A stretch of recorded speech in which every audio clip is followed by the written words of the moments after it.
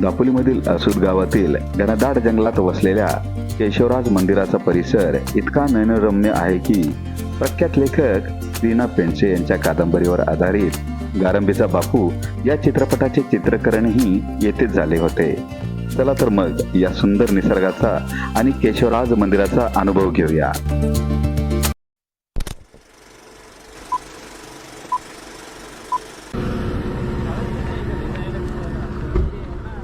मित्रांनो, हा अंजर्ली बीच, तिथे ते मंदिर आहे आणि तिथे खाली ते छोटं पावलाचं मंदिर आहे.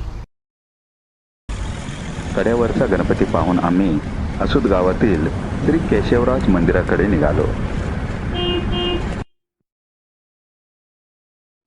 मित्रांनो, दापोलीला आलात तर आंबेडवे गाव, वनंद, लाडघर बीच, अंजर्ले बीच, कड्यावरचा गणपती आणि निसर्गरम्य श्री केशवराज मंदिर या ठिकाणांना नक्की भेट द्या. हे सर्व स्थळे अतिशय सुंदर आहेत. जर तुम्ही नॉनव्हेज खात असाल तर इथल्या ताजी सुरमई आणि पॉपलेट थाळीवर नक्कीच ताव मारा. आणि हो, दापोलीतील आरामदायी आणि बजेट फ्रेंडली स्टे हवा असेल तर आदिनाथ होमस्टे हा एक उत्तम पर्याय आहे. अर्धा तास गाडीने प्रवास करत आम्ही श्री केशवराज मंदिराच्या बेस पॉइंटला पोहोचलो.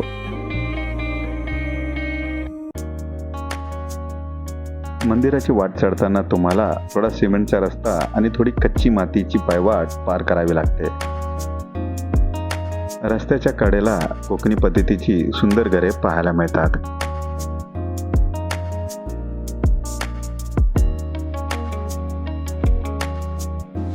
नारळाची झाडं खूपच उंच आहे. काही घरे आधुनिक पद्धतीची तर काही कौलारू घरे आढळतात.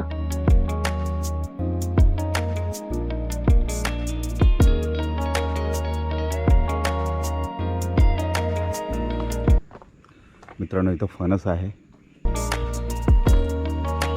कोकणातला मेवा म्हणजे फणसाची झाडे येथे पाहायला मिळतात. जंगल असल्या कारणाने पक्ष्यांचा सुंदर आवाज कानात गुणगुणतो.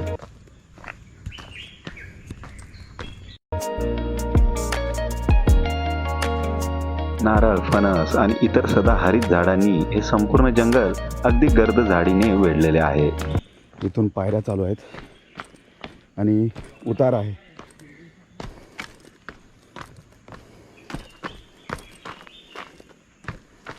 त्या बाजूला तिथे मंदिर आहे असं वाटतंय.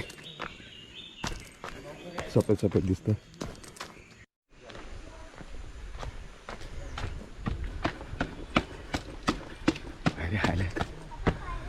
आणि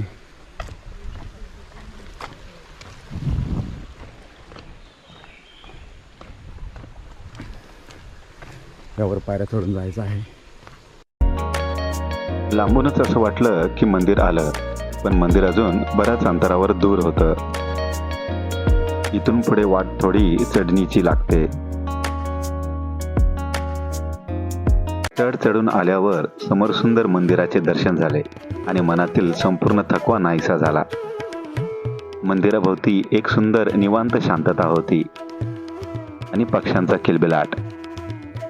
स्थानिक लोककथेनुसार हे मंदिर सुमारे 5000 वर्षापूर्वीचे असून पांडवांनी आपल्या अज्ञातवासात अवघ्या एका रात्रीत हे मंदिर बांधले अशी आख्यायिका सांगितली जाते.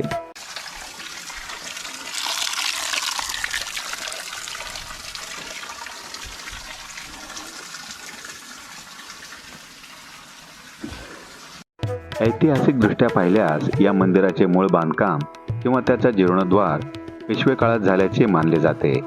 हे मंदिर साधारण 1000 वर्षे जुने असल्याचेही काही नोंदीवरून दिसून येते.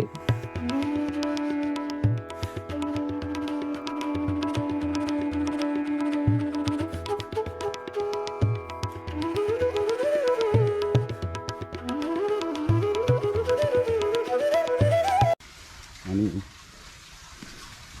इथे गाईच्या मुखातून सतत पाणी पडत आहे.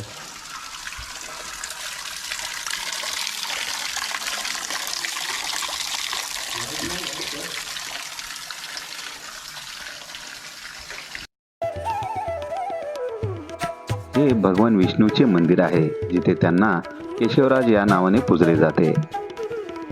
हिंदू परंपरेनुसार विष्णूची मंदिरे सामान्यतः मुख्य वस्तीत किंवा गावाच्या मध्यभागी असतात. परंतु केशवराज मंदिर याला अपवाद असून ते मानवी वस्तीपासून दूर घनदाट जंगलात वसलेलं आहे.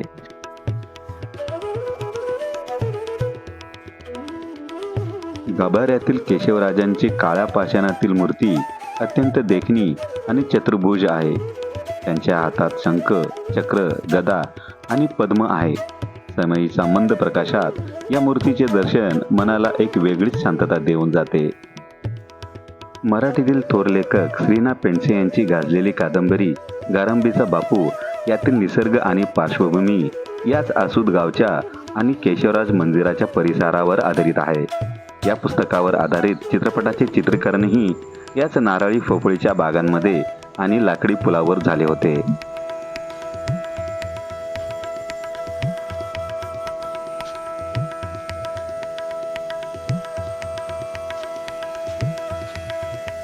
मंदिराच्या परिसरातील शांतता आणि गोमुखातून पडणाऱ्या पाण्याच्या धारेचा आवाज ऐकत बसलो की वेळ कसा जातो हे समजत नाही.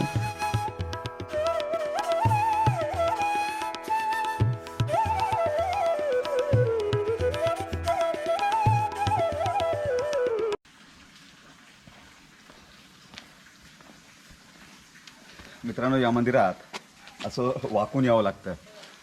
हे मंदिर श्री भगवान विष्णूचं आहे आणि इथं दिलेल्या माहितीनुसार हे जवळजवळ 5000 वर्षापूर्वीचं आहे.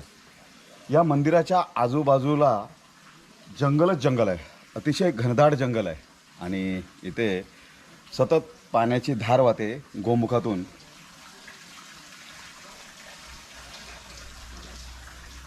अतिशय प्रसन्न वातावरण आहे मित्रांनो. या मंदिराला तुम्ही नक्की एकदा भेट द्या.